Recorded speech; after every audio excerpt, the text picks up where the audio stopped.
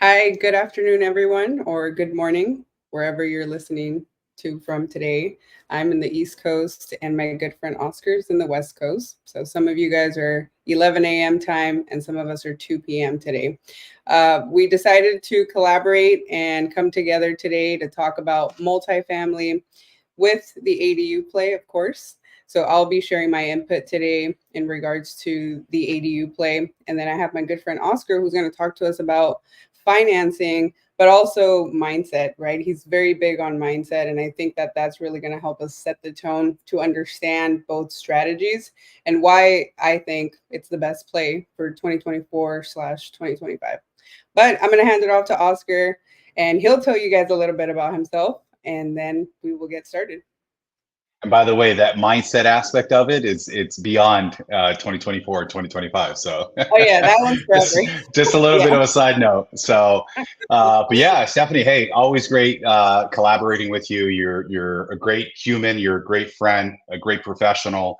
And for those of you listening or watching, if you know me, I'm all about keeping your circle lean and mean and going deep with the people you know, like, and trust. And great things will always happen.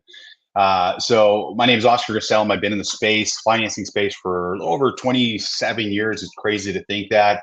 A majority of my background is in traditional financing when it comes to mortgages, which I think gives me an edge on the private money side. But decided to go heavy on the private money side a few years back. This is where I found my new passion. It's definitely a B2B type of platform, and there's just continues to be growth. But as a private money lender, we are nationwide. We have a big appetite from anything between your traditional fix and flip, bridge loans, ground up construction, multifamily, commercial, and a lot of stuff in between. Now, that may seem like it's a broad net, and it somewhat is, but we are not focused, like I mentioned earlier, on doing business with everyone. We like to have options for the few people we like to go deep with. And I think that that's where we carry most of our value is in those relationships because we're having growth conversations with people. And that's, to be honest with you, I feel like that's what gives us the edge and makes us different.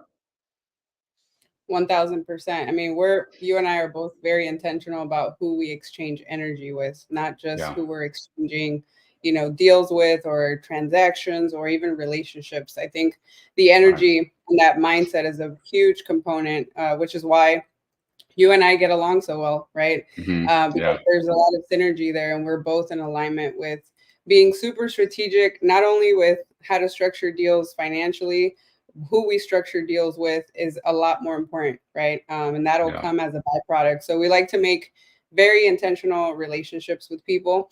And today we're going to talk about, like I said, financing. Oscar does an amazing job of highlighting the good stuff, but we're hopefully going to give you guys some hacks as well on how to vet the right people. What does an actual like ideal property with an ADU play look like? And I'll give some insight on that. So let me share my screen.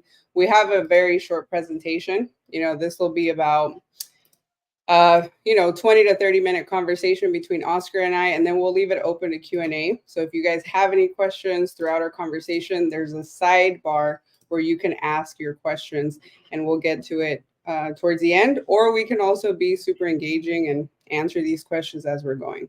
So if you guys can see my screen here, I probably won't be able to see the chat since I'm sharing the screen, but maybe you can help me with that, Oscar. And like I said, the slides are just there to help us stay on topic because both of us can go off, to different Yeah. conversations. We're Uh, not short of words. right, right. And we can Yeah. go on forever. So let's see here. Why is it not? And while you're pulling that up, I just want to add, when we express the importance of, collaborating with the right people, the right bottom match people. Right. I have always encouraged people, look, if it's not with us, do it with someone, right? You have to know, like, and trust the person first. And if it makes sense, then everything else can fall into play, right? And everyone holds themselves accountable to higher standards. So always a big advocate of that. And I think one of the best ways to tap into that, let's say you're new to the multifamily space, for example, which is something that's kind of new for me, right? I've been in the real estate space on the residential side for over 10 years, but now transitioning into multifamily, I'm kind of going back to basics, right? And one of them is networking. So being very intentional with the networking events that you go to or the networking events that you host yourself, right? Oscar and I Mhm. met through a networking event that I had in out in Mhm. Solana Beach, and we hit it off well. I mean, there's nothing like that, face to face interaction, and once again, that energy up front that you're able to vet, and you kind of know, right? You follow your intuition, and you know if this is the right person that you want to get into business with. So today, the highlight is going to be multifamily, tied with financing, how to structure that, and then also the ADU play. So I think for context, maybe we should tell people like what is considered multifamily, right? And then we can kind of take it from there. We'll talk about what is considered multifamily. When does the financing change for specific types of multifamily? And then we'll kind of dive into the ADU play aspect of it. So, starting off with multifamily, multifamily is multiple units, right? Think of it as a duplex, a triplex, a fourplex. That's considered multifamily, anything more than one unit. And you can quickly go from single family to multifamily with the ADU play, right? Let's say you have a single family home and you're going to add 2 to 4 ADUs. That property is essentially going from one unit to multiple units, right? So that Mhm. means it's considered now a multifamily property.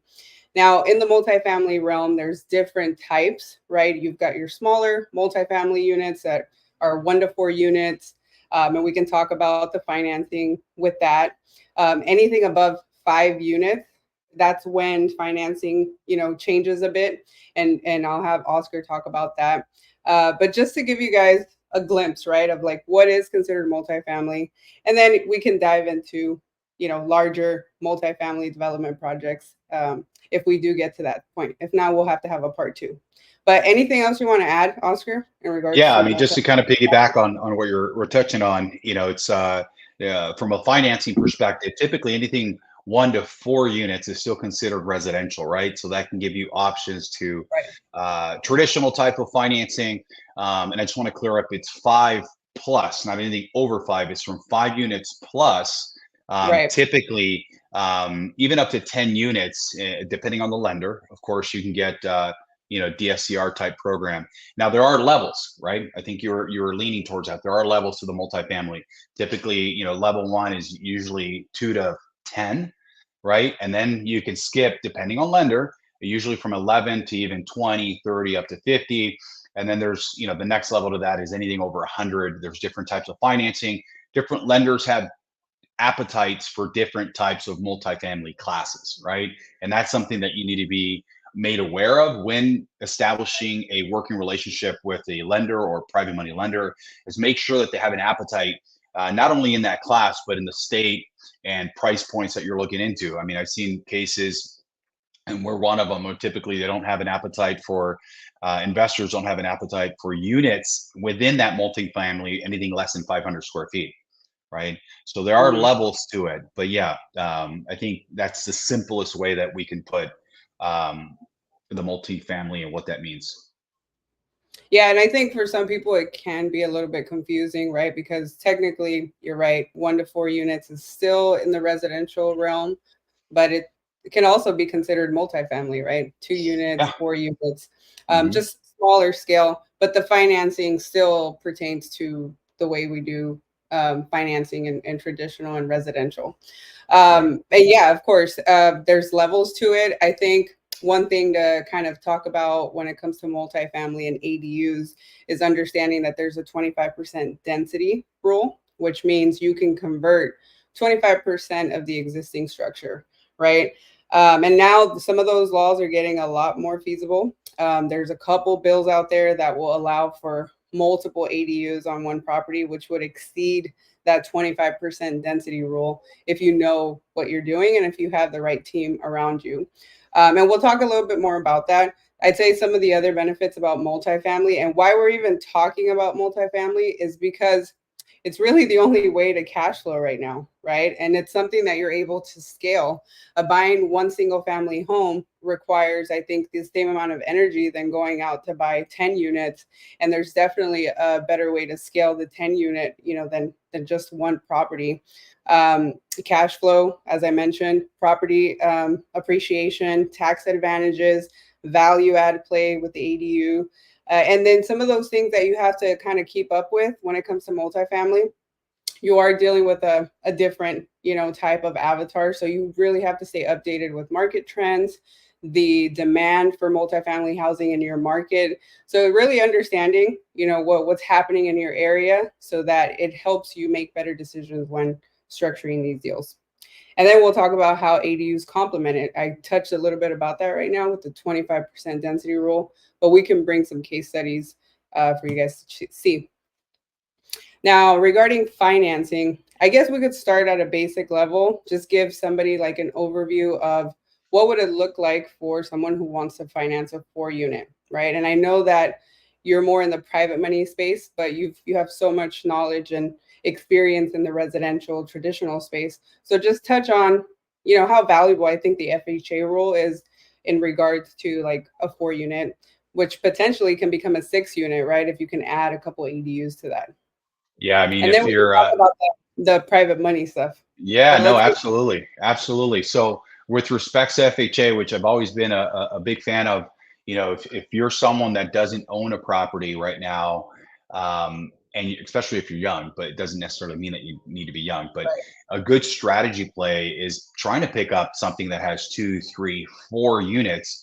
So you can generate not only some rental income, but FHA allows you to come in with 3.5% down, which is the least amount down aside from maybe a VA loan, right? Going Mhm. into units, that's going to allow you to come in with the least amount down and get the biggest bang for your buck. Because I mean, obviously, if you're and you have to occupy, I want to make sure I highlight that with an FHA and a VA loan, you have to occupy the property. And I'm trying to remember, I can't recall if it was a year or 2 years, but the intent to occupy and occupy for that period of time.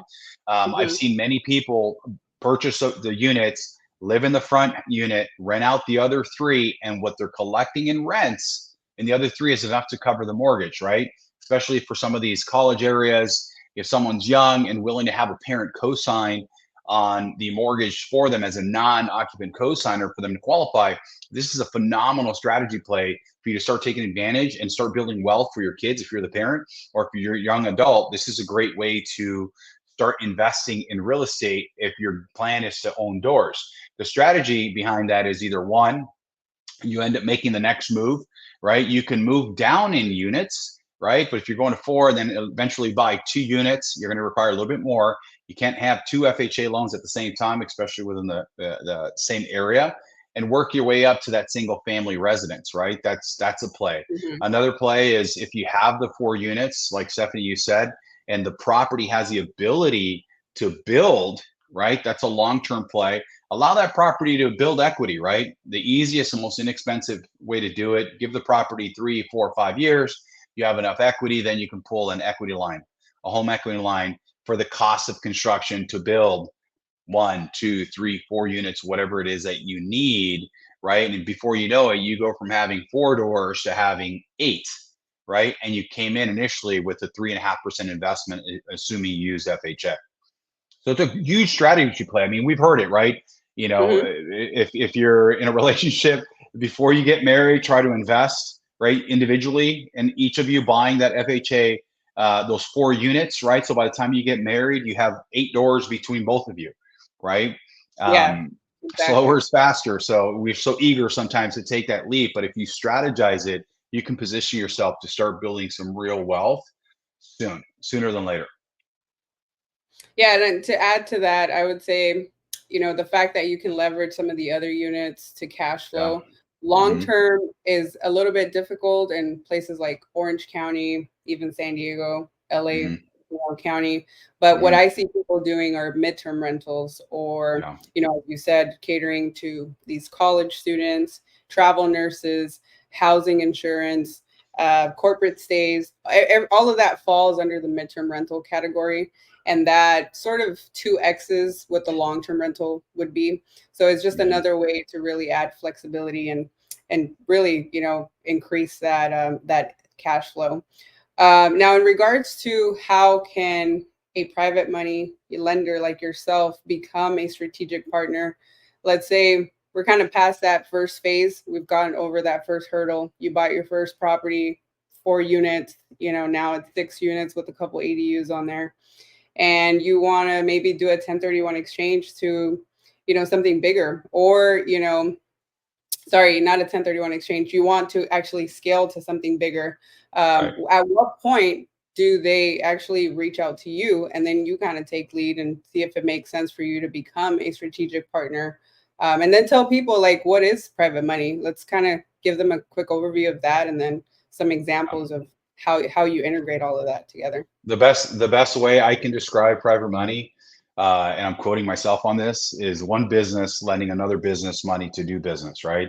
Because typically at that point you're establishing an LLC, so you're now a Right. business, right? And the doing business is that means there's money to be made, right? And if I can tell you one thing is, as a consumer, you need to take off that consumer hat and stop thinking you're applying with Bank of America, right? Or any of these Right. types of institutional type lenders.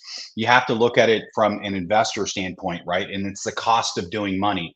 A traditional private money lender understands that these are all short-term loans, right? And a traditional, say like a fix and flip, or even some of the ground up constructions, typically the terms on those are 12 months. Why doesn't a traditional lender, for the most part, not have appetite for that? Because there's not enough money. They actually lose money if you're paying them off in 3, 4, 5 months, right? So they don't have an appetite for that, nor is that their market. And that's completely respectful of that, right? But for the private money lender, we understand that by establishing a working relationship with you, that this is not a one and done. We're not just going to finance you. You're going to stick to this mortgage for 10, 20, 30 years, right? We understand that there's a play for you to step in and say, hey, you're going to borrow this money. So with our money, even though it's at a cost, you're going to factor in the cost. With that money is going to allow you to make much more, in short, right? And with units, kind of segueing into the next play, with units, I'm a big fan, right? And the numbers for the most part always pan out, is with the Burr approach, right? So you Mhm. buy, you rehab, you refinance, you rent it, and you repeat, right? So the big play, if you're coming up on, because you force equity into the deal, right? A traditional private money loan, let's just say you're new to private money, you're going to range right around 15-ish, maybe 20% down, right? It depends on the number. There's not a fixed amount, but the lender is willing to lend you 100% of the rehab. So rather than buying 4 units, I'll use that as an example, and buying it at current price and renting it based on its current condition, on what the rents are going for, great. And you may need, as an investor, you may need, a lot more than 20% down on 4 units, right? If you're not going private money, if you're going the Right. traditional route. Though, if you go private money, we will lend you, by putting, again, 15 to 20% down, but we'll let you borrow 100% of the rehab. So if you're putting an additional 100,000 into the property, I'm trying to go the wrong way here, into the property, we're willing to lend you 100% of the rehab costs, which of course that 100,000 to rehab is going to force equity into the deal, right? So now that property, by the time you're done rehabbing it, is going to be worth X amount. When it's worth X amount, that same property that you bought at a more aggressive price point is going to allow you to increase the rents right out of the gate, right? Typically, that's a strategy play, right? You buy Mhm. it, we give you the money for the acquisition, for the rehab, you finish it, right? One of two things is going to happen: either you're going to turn around and sell it for a profit, right? Right. Or two, we refinance you, or you get a lender to refinance you into a long-term play. DSCRs are very popular in those 10 units and under, for the most part, your traditional DSCR. You roll into a DSCR loan, right? Which essentially the property, aside from your equity position and credit, Mhm. as long as the property pays for itself, in short, you're able to obtain a DSCR. So DSCR is a lot cheaper, of course, in private money. It's a happy medium. So it puts you Right. in a strong position to stabilize the property. Now, looking forward, if that same property you have the ability to build in that time, typically to do a burr, to fix it, refinance it, it's going to take you about 4 to 5 months, right? You stabilize the property in that time, you could have, or you can start upon completion, start working on plans and architects, to get plans approved to build, Hmm. right? Let's just say hypothetically that takes you 12 months, right? The property is already generating income. At that point, you have a choice. Either one, you can leverage equity from another property for the construction cost, or more than happy to step in, refinance the existing loan into a full-fledged construction loan and lend you 100% of the construction cost. And then it's basically a rinse and repeat, right? Let's just say 6 months to build the units, you build it. Upon completion, we refinance you, assuming it's under 10 or so, under a DSCR, and then you just added those doors. Not only that, you forced equity into the property, because the return on building, the cost of building versus the return on value is a lot greater. Just as important it is to force equity in the deal by fixing the property up. And I would say honestly, that's like the easiest way of gaining doors and while pushing equity, because then at that point, upon refinancing, even after building, you can refinance and cash out. As long as you stay within a healthy loan to value, cash out if there's room, you grab that money and go and start the next project. Hmm. Yeah, and I think the timeframes are very crucial because, with the BRRRR method, typically, as you said, it's 3 to 6 months. But when you're looking at some of these ADU projects, because we're talking about multifamily and ADU, I always like to stress the time frame with some of these ADU build outs, right? It's not going to be a 3 to 6 month rehab. You're really looking at, 9 to 12 months if it's a conversion. If it's a ground up, we're looking at 12 to 14 months. So I think it's important to kind of take that into consideration and just understand why it's so important to vet the people that you're going to work with, right? The architect, the contractor, or if it's a design and build firm, making sure that they've done this several times so that they can meet these timeframes, right? And I don't know if you want to add more to that. Look, you're speaking my language right now, because it's a couple things. And I use the example of, even on the resale, you can work with an experienced real estate agent. Experience can mean, hey, I've been doing real estate for 20, 30 years, and that's great. But do they have experience specifically in this Hmm. space and working with investors? Okay. That's one. Yeah, just as much as a GC or the builder, they may have experience, let's just say doing fix and flips, so they don't have experience doing actually building ADUs. Right? Right. They may have 20, 30 years experience as a GC, but if they don't have specifically experience in this space, and I had the option, I definitely would choose for those that have the experience in the space. The architect, I mean, everyone's got to have the experience in today's market, because rules and laws continue to change, and making sure that things are done properly. And I mean, you hit the nail on the head, right? As far as expectations when it comes to timeframes, they're not fixed amounts on top of that, right? It's a Right. gauge on what people have experience, depending on the city and how much workload they have and the response time and the relationship that maybe the architect or the GC may have with the city that can give you some leverage. But always be prepared that there may be delays, and it's very likely that there will be. So you need to be financially prepared to say, what does that look like and how much is it going to cost me? Yeah, I like to really highlight that because many times people want to go the inexpensive route and it's going to No. cost you a lot more.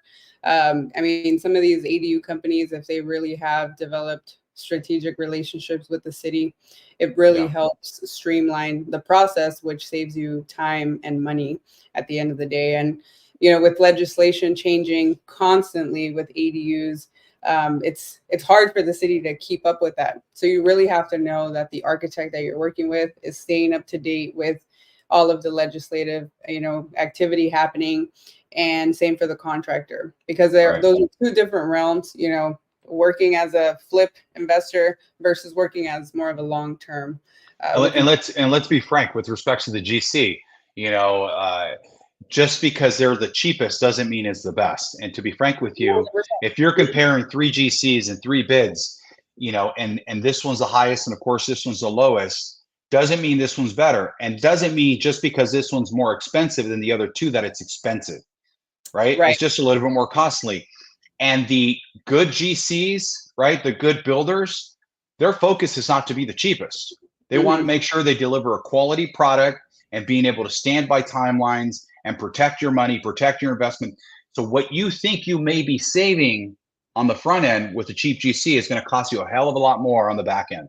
So you need Yeah. to kind of pick your poison. That can, and let's be frank, that's the same thing with private money, right? Hmm. If your motivation, right, is pricing and terms, that's it. Is it an important factor? Absolutely. But I've seen cases, especially on some of these larger multifamily builds, where we're establishing relationship with someone we know, like, and trust you. They're like, hey, Oscar, we love you. We love your team. We like what you're doing. We're going to go. And then 2 days later, I hear, hey, we got, a quarter better over here or higher leverage over here. Slight difference. But when you're dealing with a multi-million-dollar project, I get it. It can steer that way. And these are people we haven't quite yet established relationship with. We end up getting the call to help get them refinance them out of that because the relationship on how draws were handled, the delays, and all these other challenges that happen on the back end that we don't hear enough of because they do Right. happen because we see it. It allows us to step in and refinance them. But of course, then at that point, it's costing them a little bit more, right? But of course, the benefit there is that it allows us the opportunity to actually establish that relationship with that GC. So don't go cheap. Don't cut corners because it's going to show up. It's going to show up, and it's always going to cost more money at the end of the day. As you said, it's they're coming back to you once they run into issues because they took the cheaper route from the get-go. Yeah. Which also, I think, for us as professionals, that tells us a lot about the client. It's themselves, and if it's someone that we even want to work with. So I think take that into consideration because it's not if you're looking to scale in multifamily, this isn't going to be your first rodeo with these people, right? If I'm working with Oscar on one deal, more than likely we're going to work on several. And at least that's what we're hoping for, right? The goal is to keep these long-term relationships, just like, you carry that same mindset with these long-term investments. There aren't quick turnaround times. And that goes for relationships as well, which is why we emphasize relationships a whole lot because it really comes down to that. I see it over and over again. If things go south, well, where's the relationship? And that's where you really see it shine, right? That's where you see people's true character, right? Everything's 100%. great when everything's great. It's when you're Right. working with the right people, when you're truly working with the right people.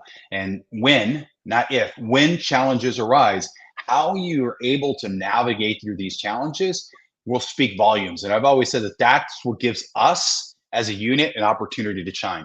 Because here's the thing, the beauty of it, that we're going to grow through whatever challenge that is. And like you said, this is not a transactional type of relationship, right?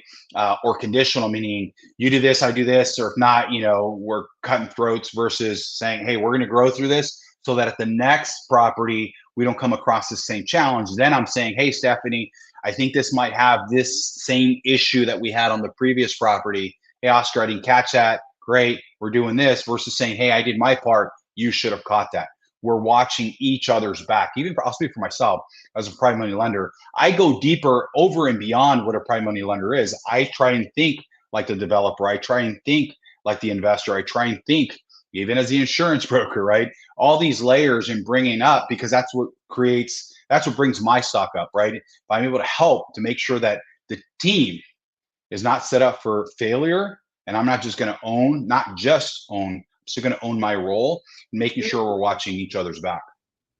Yeah, I think if you can, put all those different glasses on or hats or whatever you want to call them, it really makes your life easier. Right now, as you were saying that, I'm doing the same thing. I'm closing one tomorrow or Friday, and this is a 1031 exchange happening in Irvine, and they're going to do their 1031 out in Hawaii. So I was very proactive, at helping my clients find an agent out in Hawaii, making sure that the 1031 exchange coordinator has everything that she needs. I'm like, she's going to ask for this. She's going to need the death certificate. She's going to need this and that. And I'm just being proactive without her reaching out to me or expecting anyone, to kind of waiting on them to ask for stuff. I'm just like, hey, you're going to need this. I'm going to send it to you. And part of that comes with experience too, right? Yes, absolutely. That's exactly what we're talking about. Yeah. Mm-hmm. I mean, I like to beat them to the punch because we've been there, right? I'm dealing with another one that's a probate. They want to sell it without court confirmation. Okay, well, I need a list of documents before we can see if that's possible, right? But I think experience is huge. It really buys you a lot of time, and you you really streamline the process, not only for yourself but for the client and everyone else involved.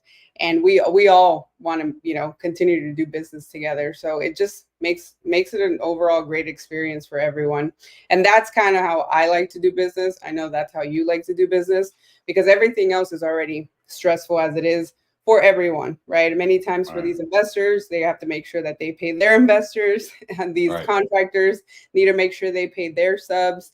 I mean, it's just a lot of people And involved. you've heard me say this 1,000 times. I will take on a complicated, not impossible, a complicated transaction, whatever that may look For a like, complicated client. right? A complicated Yeah. transaction with the right people Mm-hmm. any day over Any day. something that seems cookie cutter on paper with the wrong people, right? Yeah. Yep. We're in this, anyone that's in business, I don't care if it's in real estate, lending, or any type of business, what separates the good from the great are those that have the ability, right, to navigate conflict and solve problems. Not point fingers, but solve problems. And if you're able to do that and you approach business that way, right, you're going to set yourself up for success, especially if you have like-minded individuals in your circle, right? It's a no-brainer at that point. I mean, let's talk about how the benefits on that relationship, not just for myself, I'm going to assume that most private money lenders will do this. Once you establish a working relationship and like, and trust, right? I'll bring it back to me with someone, and we do our first, transaction, and I'm like, hey, I really like this gal, Stephanie. She sees her attention to detail, and we had a few speed bumps along the way. I love the way she handled that. This is someone I want to grow with. And you're also talking about, hey, Oscar, I want to do, 2, 3 or more of these, and then I want to scale up, or I want to do these. I'm like, wow, this is a growth mindset type person, right? And I can see how she can value the relationship. So what happens as soon as we go into the next investment, because you've proven yourself, and especially over time, we're able to sweeten the financing, right? There's a lot of value. It's not a set amount, right? You're able to sweeten, hey, do we need higher leverage on this one? What are we looking to Mm-hmm. do? Even once the transaction is done, or if we need something a little bit maybe out of the ordinary, we're always open to having a conversation to see if we can tailor a transaction around what it is you're looking to do, right? And that's the beauty of establishing that working relationship, right? Earn your stripes with someone. Over Mm-hmm. time, your margins will get greater and greater and greater versus cutting people at the throat, cutting people at the ankle, and constantly having to reinvent yourself because you're allowing ego and pride to get in the way. Yeah, I mean the ego part, Ego's especially. not your amigo, right? You've heard me Not, say that. no, no. So you have to definitely, yeah, just be open to being a team player, and that'll get you, way further than you can alone. Like that one saying, right? If you want to go far, go alone. If you want to go, you know what I mean? No, if Like, you want to go fast, go yeah. alone. If you want to go far, If you want to go fast and alone, just go alone. Oh man, that's too funny. I can't see the chat. Is there anyone on the chat that's maybe no one is asking on the chat. questions? We're Nobody. doing such a great job that no one has Okay, any questions. that's amazing. Well, I think I mean, we're almost getting towards the end of the call, which was supposed to be 30 minutes, but like I said, Oscar and I can talk for hours. This is what we Yeah. do day in, day out. So feel free to ask any questions. Maybe you're watching this later in the day and you didn't get a chance to watch it live. This will be up on my YouTube, and we'll have short snippets on our Instagram where you guys can get to know us a little bit more, and where we talk a lot about our day-to-day stuff and kind of what we do. And you get to see a lot of the behind the scenes, and then more about who we are as people, right? I think we are in the people business, and many times those true, genuine connections come from like-minded stuff. I mean, I respect Oscar because I always see his posts like with his family and his kids, and I have a kid and I have my fam, and that's enough for me to be like, yeah, like I'm down to work with him, Yeah. right? And so I think But that's a good way to stay in touch and yeah. vet out the right But people. how cool is that though, right? I think a lot of times So cool. we I know we're touching on the warm and fuzzy stuff, but Yeah. how many times do we lose sight of that? I over the years, and I've been at it for a while, I've caught myself when I am not happy with what I'm doing, I realize the first thing I need to do is just audit who I'm doing business with. And Mm, sometimes you just need to know when to say no. But just as much effort that's going to take, I honestly think it takes much more effort that once you have a circle established to protect that, right? To That's be so true intentional, because yeah, because you let the wrong apple in and it's going to throw you off. And if I'm stressed over here, or someone's just throwing me for a loop, someone that typically I wouldn't let into my ecosystem, it may affect how we do something because I'm not bringing the right attitude, or you know what I mhm, mean. And and it's not about perfection, right? But it's when it's the right people, it's powerful, right? And when you yeah, see that over time, you protect that. And you touched on one thing that I just recently, and I want to say over just the last 4 years or so, that I've grown to learn and adapt and protect, is that I found myself that when I know and like and trust Stephanie for who you are as a person, I mhm, have to like you as a person first, not what you do and looking at your numbers. And because that's the way we all, most of us do business, right? Hey, he or she is a top producer or top investor and want to lean that way. um, I have to know and like the person and who they are as a person. And then I find out, oh, you happen to do this. Hey, you're cool, I'm cool, let's do some cool stuff together. We will be able to face those challenges a lot better versus the surface type relationships where people typically will approach you or nice to you as long as they have something to gain from you. And when they've got what they've needed, they move on to the next. That's definitely, at least I'll speak for myself, that's not a relationship that I want to have. I want to have relationships that, hey, when things are great, things are great. And if you're going through something or we're having some challenges, I know that Stephanie is going to have my best interest, even if I've made a mistake, and vice versa, right? And we're going to grow through this because that's how we're going to continue to grow, not just individually, but as a team, right? Iron sharpens iron. right. That's the easiest way to put it. Yeah, I'll give you another good example of that. I just got back from a 7-day surf trip out in Costa Rica. It was All that. amazing. I was out in the Yeah. jungle with Yeah. like 7 or 8 other women, right? We didn't talk about real estate at all, but it came up like towards the end of the trip. They were asking me questions. I didn't bring it up at all. I was just being Yeah. myself, and Yeah. we were very present. You even messaged me one of those days and you're like, just be present. Because I was like, I don't want to Yeah. go back home. And you're like, just be present. And Yeah. at the end of the trip, they were all asking me questions about real estate. And one of them's like, oh yeah, I have a property out in Nashville and I'm thinking of doing an ADU. And Mm-hmm. I didn't even know that they knew about the ADU stuff. Mm-hmm. But this goes to show you that when there's synergy, when there's connection and there's Mm-hmm. energy there, it will happen as a byproduct. So I'm already like in the works of working with all 7 women, right? So I came Awesome. back from the trip and they're Beautiful. inspired to want to learn about investing because they want to be able to keep having more retreats like the one we Yeah. just did. Yeah. And so they're like, yeah, we can, we should all get together and maybe either create some sort of syndication or like Mm-hmm. analyze my portfolio and let me know how I can scale it. I don't know enough about it, but I found it really nice and really cool that they're able to trust me with that. And I didn't even have to bring it up. Yeah. It was just us surfing and vibing that, brought that together. So Yeah. 100% it's who you surround yourself with. Yeah, if you know and like and trust these people and you have a lot of things in common, you will Yeah. eventually end up doing business together. So 100%. 100%. Yeah. You just got to be in the right rooms. that's right. And Mm-hmm. speaking of right rooms, I do have, if nobody has questions, I do have a couple things coming up, few announcements. September 8th, we're having an ADU SoCal tour in LA. It's going to be a total of 10 ADU projects. We have a couple multifamily projects that we're going to highlight.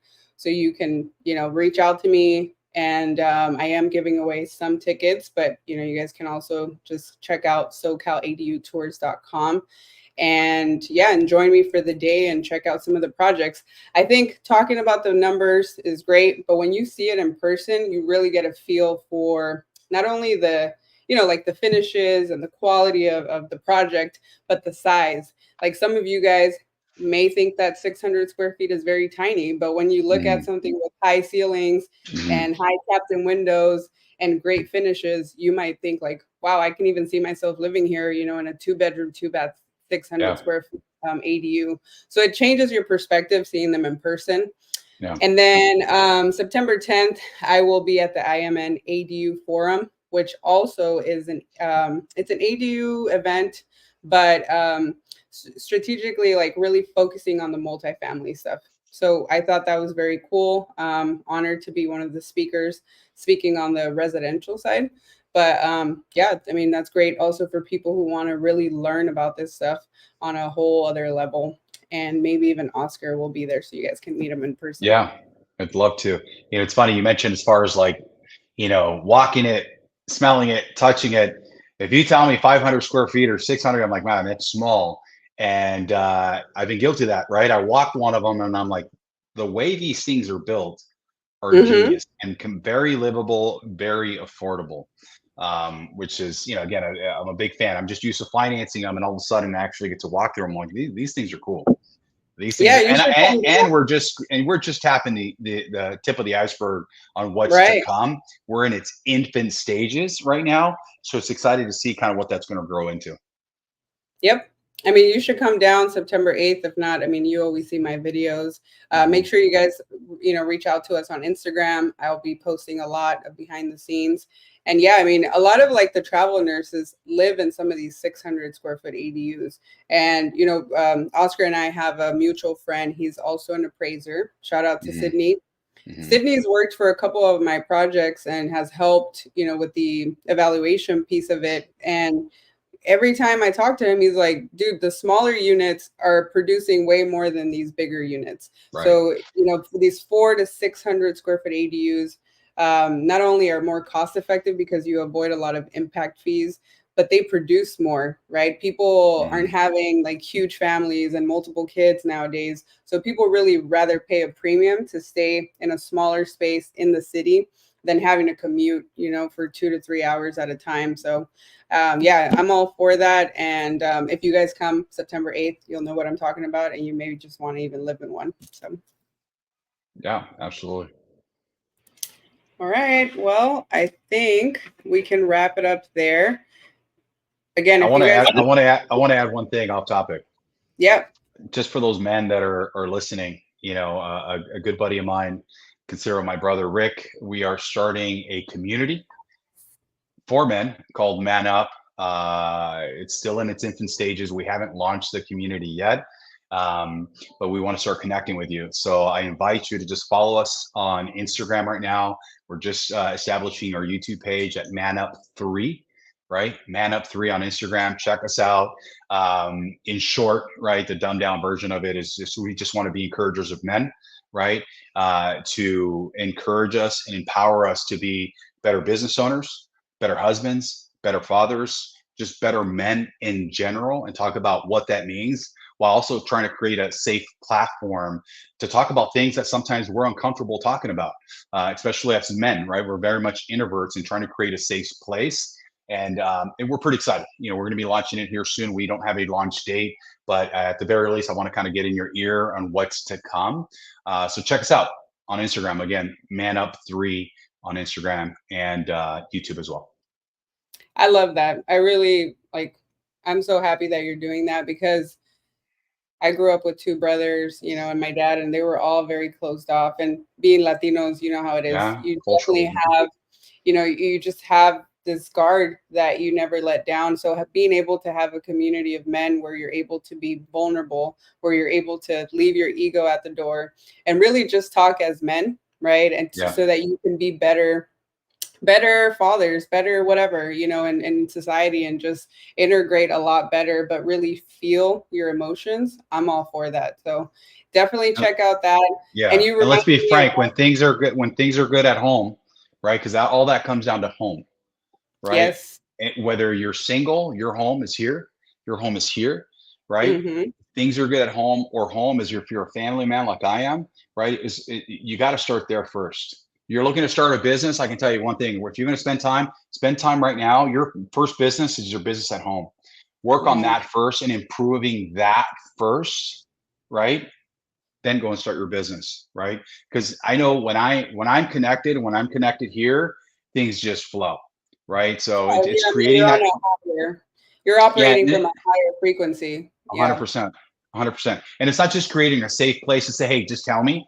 It's also in counsel too, right? Making sure Hmm. that you're also being counseled the importance of, bringing you back to your marriage, bringing you back, the importance. It's not like, hey, I'm having these issues. Really, oh man, you shouldn't have to deal with that. Let's go grab a beer. That's not healthy. That's not what we're doing. It's create a Right. safe environment for men to open up, encourage doing things that you love to do with like-minded men, right? That's another thing that I have to give it up to you for, because I think I'm on my 6 month sober journey, no alcohol, and I feel amazing. I feel very Yes. clear. Mhm. And that was definitely, something that I never thought I'd be able to do, because drinking is like a big part of our social life. But Mhm. I'd say having, a few like relationships that are also on their sober journey has helped me. So tap into a community like that who's just open for Mhm. you to heal or to be Mhm. heard or to be seen, so that Mhm. you can start off with yourself first and then show up for your family, and then everything else follows. So Amen to I love that. that. I think I didn't share my community, but so you just reminded me of that as well. I Mhm. have the ADU Play community, which is free on my Instagram. But then I also have a school community, which is also called the ADU Play. And there's a course there. So if you want to get started as an ADU specialist, or even an investor who wants to really niche down into ADUs, I have a whole course, 10 modules that you can have access to. It is a membership platform. If you guys are interested in that, reach out as well. But we'll be back. We'll be back with another call. I see Lisa joined. Lisa will have this recording. She's part of my ADU community, and she's also a developer. So somebody that I think you should connect with, Oscar. Mhm. And yeah, so we'll come back, and this one will be saved on our YouTube channel. We'll share it, and we'll see you guys soon. Peace and love. Bye, guys.